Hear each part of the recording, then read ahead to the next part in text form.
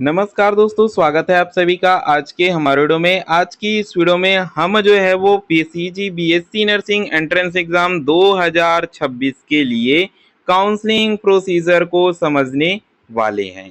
Counselling procedure का मतलब होता है कि काउंसलिंग कैसे कैसे होती है, यानी कि काउंसलिंग के लिए आपको क्या करना होगा, सेकेंड लिस्ट आने के बाद क्या करना है, फर्स्ट लिस्ट आने के बाद क्या करना है, थर्ड लिस्ट कैसे आएगा, स्ट्रे राउंड क्या होता है और कैसे इन सभी राउंड में हमें जो है वो भाग लेना होता है। यानी कि जो स्टूडेंट काउंसलिंग की सही जानकारी जो है वो रखता है, वही अंतिम में जाकर जो है वो सीट उसे जो है वो सक्सेसफुली मिल पाती है। तो चलिए आज की इस वीडियो में हम जो है वो बात करेंगे कि काउंसलिंग प्रोसीजर कंप्लीट कैसे होता है, कौन कौन सी चीज़ों से गुजरना पड़ता है, जिसके बाद हमारा एडमिशन जो है वो कॉलेज में निश्चित जो है वो हो जाता है। लेकिन यदि आप हमारे वीडियो में पहली बार आ रहे हो तो चैनल को आप जो है वो तुरंत सब्सक्राइब कर दीजिए, वीडियो को लाइक करके बेल आइकन ऑल पर सेट कर दीजिए ताकि हर ज़रूरी नोटिफिकेशन सीधे तौर पर आप तक पहुंचती रहे और आप कोई भी ज़रूरी जानकारी मिस न करें, जिससे आपसे कोई भी गलती होने की संभावना यहाँ पर बनी रहे। तो सबसे पहले आप स्क्रीन पर देख सकते हो कि CG state admission year 2025 counselling procedure, यानी कि आपका जो है वो हर साल का काउंसलिंग प्रोसीजर सेम रहता है। ये पीडीएफ जो है वो 2025 का है, 2026 का अभी जारी नहीं हुआ है। जब आपका काउंसलिंग स्टार्ट होगा तब ये पीडीएफ जो है वो फिर से 2026 की रीप्रिंट के साथ जो है वो अपलोड जो है वो करा जाएगा। लेकिन हमें जो है वो काउंसलिंग प्रोसीजर को समझना है जो कि हर साल सेम रहता है। तो हमें इस बात से कोई फर्क नहीं पड़ता कि यहाँ जो है वो 2025 लिखा है या फिर जो है वो 2026 लिखा है।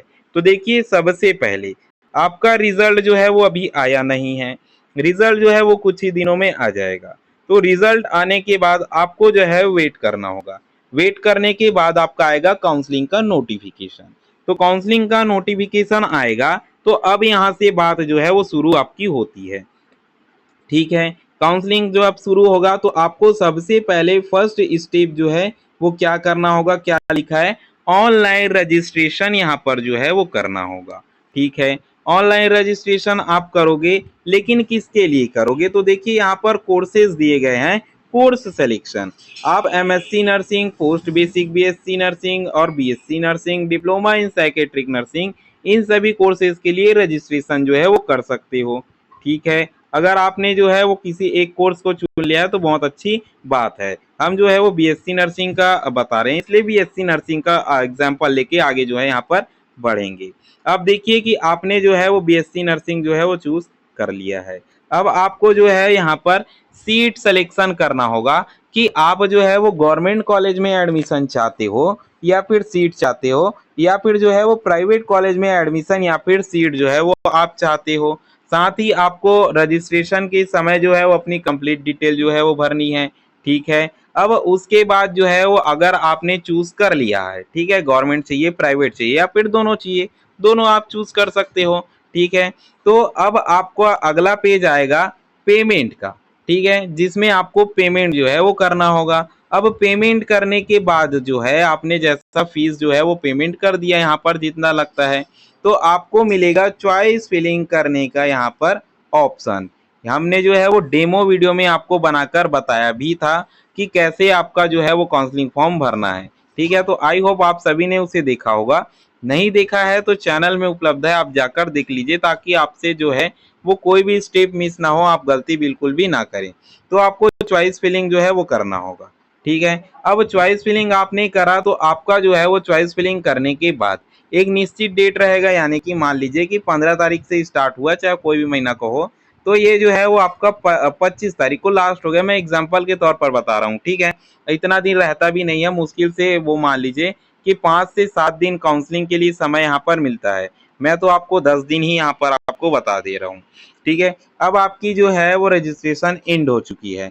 तो एंड होने के बाद जो है वो मेरिट लिस्ट जो है वो सबसे पहले क्या है, आपका काउंसलर बनाएगा और बनाने के बाद जो है वो मेरिट लिस्ट जो है वो पब्लिश कर देगा, यानी कि अपलोड जो है वो कर देगा अपनी साइट पर, अपनी साइट पर कर देगा।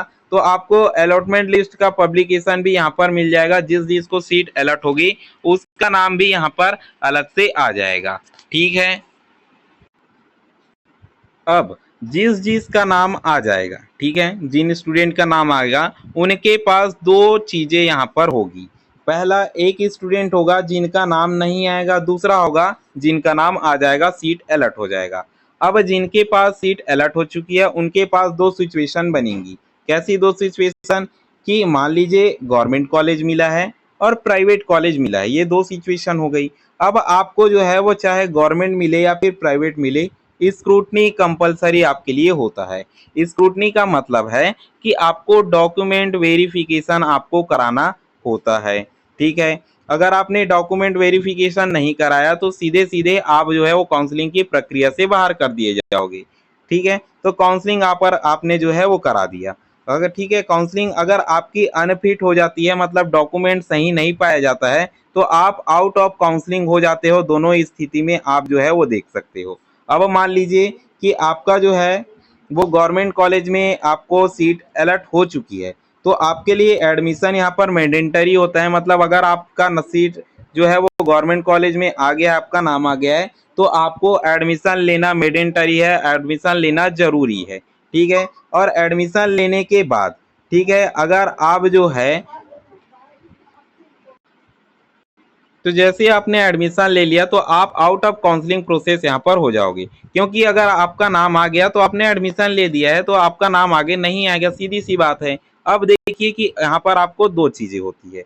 अगर आपने एडमिशन ले लिया, वो कॉलेज पसंद है तो सही बात है, नहीं लिया, ठीक है, अगर आपने एडमिशन ले लिया और अगर आप फ्लोट करना चाहते हो, फ्लोट का मतलब होता है, एक चीज होती है कि आपका दूसरे कॉलेज में नाम आ सकता है, ठीक है, अगर कटअप आया तो, ठीक है, तो उसका हम डिटेल बाद में बताएंगे। तो दो ऑप्शन आप चुन सकते हो। लेकिन यदि आपके पास जो है वो प्राइवेट कॉलेज है, प्राइवेट कॉलेज अगर आपको मिल गया है, तो आपको स्क्रूटनी कराना कंपलसरी होता है और एडमिशन लेना आपका कंपलसरी यहाँ पर नहीं होता।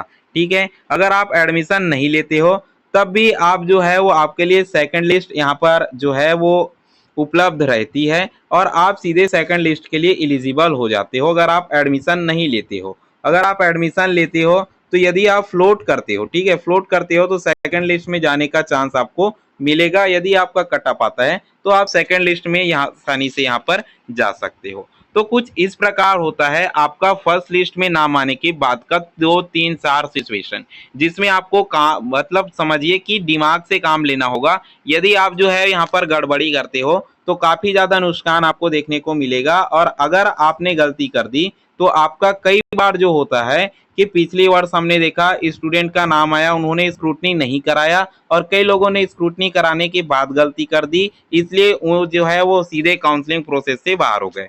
तो आपको ऐसी गलती बिल्कुल भी यहाँ पर नहीं करनी है। इसलिए अभी से मैं आपको बता रहा हूँ, अच्छे से समझिए, अच्छे से गाइडेंस लीजिए ताकि आप कोई गलती ना करो। साथ ही वीडियो में अंतिम तक बने रहने के लिए धन्यवाद। सेकेंड लिस्ट के बाद भी कई सारी प्रोसेस होती है जिसे हम समय आने पर बताएंगे, अभी ये कंपलसरी नहीं है। चैनल में पहली बार आए थे तो सब्सक्राइब कर देना, क्योंकि ऐसी आपकी जानकारी हम आगे लाते रहेंगे। वीडियो में पहली बार आए हो तो सब्सक्राइब करके बेल आइकन भी ऑल पर सेट कर देना ताकि कोई भी जरूरी नोटिफिकेशन आपसे बिल्कुल मिस ना हो। वीडियो में अंतिम तक बने रहने के लिए धन्यवाद।